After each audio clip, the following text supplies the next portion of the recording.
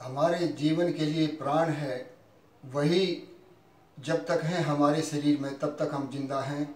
जब हमारे प्राण निकल जाते हैं तब हम निष्क्रिय हो जाते हैं और हमारी जीवन लीला समाप्त हो जाती है। इसलिए जो भी हमारा जीवन है उसमें प्राणों का बहुत ही गहरा महत्व है।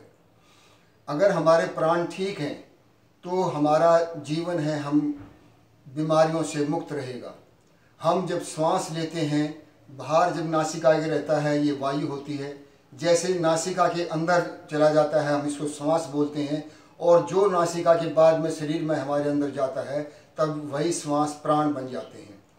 प्राण हैं वो हमारे 5 किस्म के हैं, क्योंकि प्राणों को जानना आवश्यक है, क्योंकि उसके मुताबिक ही बीमारियां हमारे शरीर में प्रविष्ट होती हैं और प्राणों से ही हमारा जीवन है, टेंशन है, सुखी रहेंगे दुखी रहेंगे, वही निर्धारित करता है। हमारे जो प्राण हैं, ये एक प्राण जो हम लेते हैं सामान्य तौर पर हम इसको कहते हैं, लेकिन जैसे ही हमारे शरीर में जाता है 5 भागों में बंट जाता है। ये प्राण हमारे अपान प्राण, व्यान प्राण, समान प्राण, प्राण और उदान प्राण। हमारे जो अपान प्राण हैं, अपान प्राण हमारे जो अनस है, गुदा है, वो रीढ़ की हड्डी में पीछे जो हमारे चक्कर हैं वहाँ पर हमारे रहते हैं अपान प्राण। व्यान प्राण हमारे जो ज्ञानेंद्रियाँ हैं, रिप्रोडक्शन सिस्टम है, वहाँ से हमारे गवर्न होते हैं। जो समान प्राण है, हमारा जो नाभिका केंद्र है वह है जो मणिपुर चक्कर भी कहलाता है। प्राण हमारे हृदय में और उदान प्राण हमारे मस्तिष्क में रहते हैं।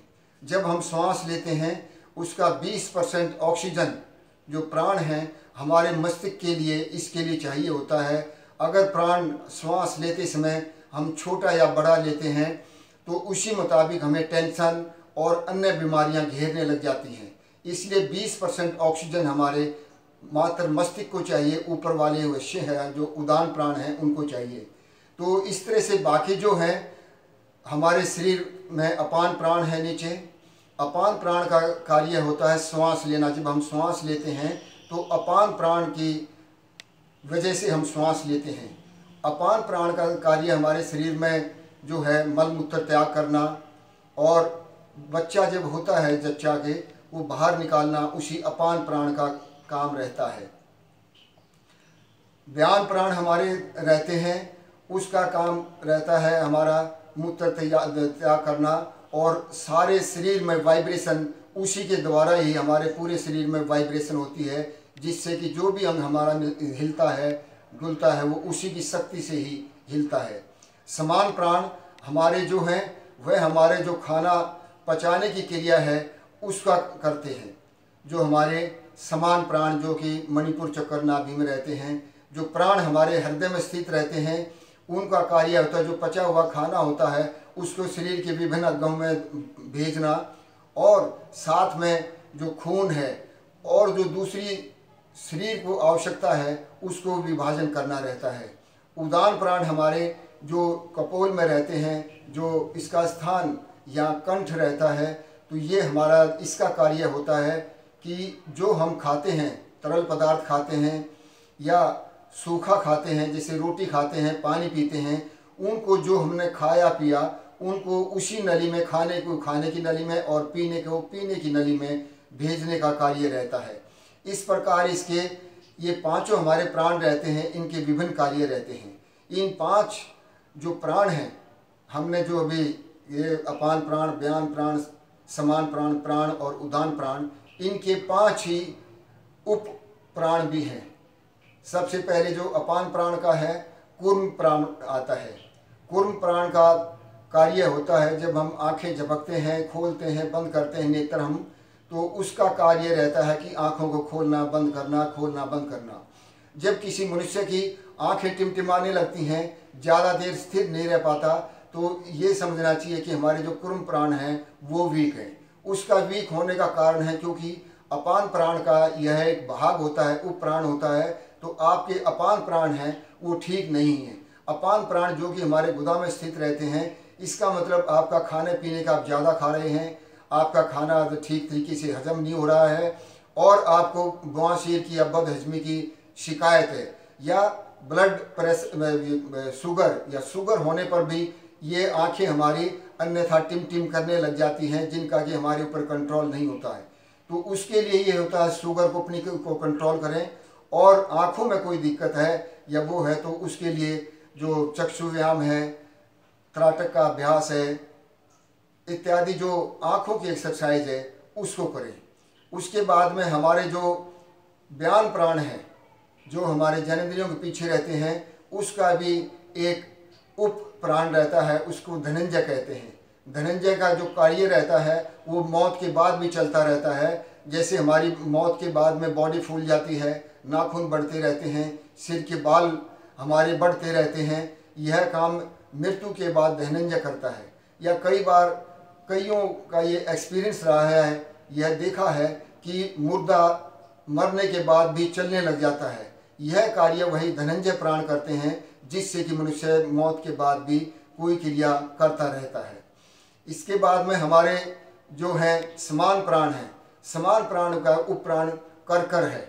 करकर का जो कार्य रहता है हमारे शरीर में, उसमें जब हमें छींक आती है, छींक आने का कार्य वही करता है। क्योंकि आप में बदहजमी है, आपने ठीक से खाना नहीं खाया या आप में अग्नि की कमी हो गई है, क्योंकि ये जो हमारा अग्नि चक्कर है ये यहीं पर है, मणिपुर चक्कर है नाभि के पीछे। जब इसमें होती है तब हमें छींक आती है।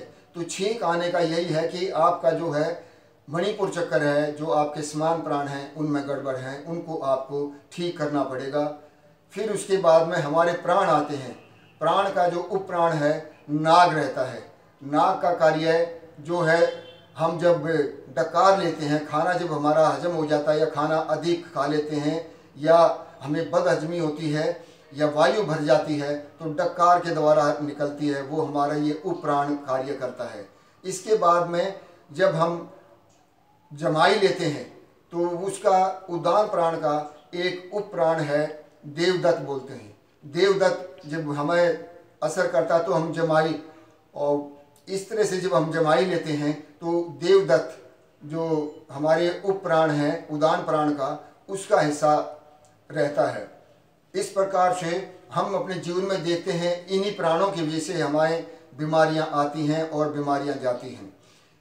अब हम जो गुस्से में होते हैं, डरते हैं, किसी से घृणा करते हैं तो सबसे पहले हमारे श्वासों की गति या तो तेज हो जाती है या धीमी हो जाती है या मंद हो जाती है या रुक जाती है।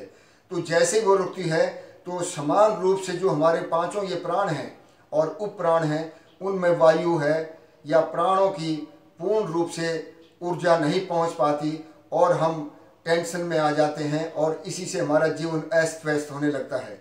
इसलिए जब भी आप श्वास लें, अपने प्राणों को सही करने के लिए आप लंबे गहरे श्वास लेने का प्रयास करें। जब भी छोटे प्राण आएंगे तभी आपको दिक्कत होने लग जाएगी। जैसे दिन भर आप कुर्सी पर बैठे रहते हैं, कार्य करते हैं, तो आपके जो प्राण हैं उनमें दिक्कत आती है, आपको डकार आना या बदहजमी की शिकायत वो होने लग जाती है। इसलिए कुर्सी पर भी बैठें तो कमर सीधी करके बैठें ताकि जो श्वास लें आप, आपके पांचों प्राणों में समान रूप से चले जाएं।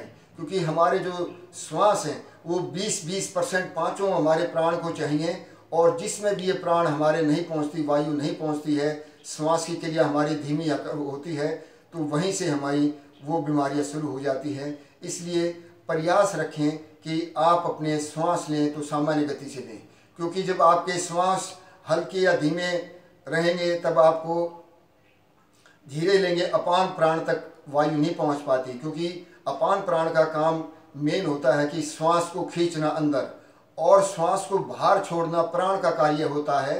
तो इसलिए जो हमारे जो श्वास लेने की क्रिया है, लंबा गहरा श्वास जितना भी दिन में हो सके उतना लें और आप स्वस्थ रहेंगे और आप टेंशन से भी मुक्त रहेंगे।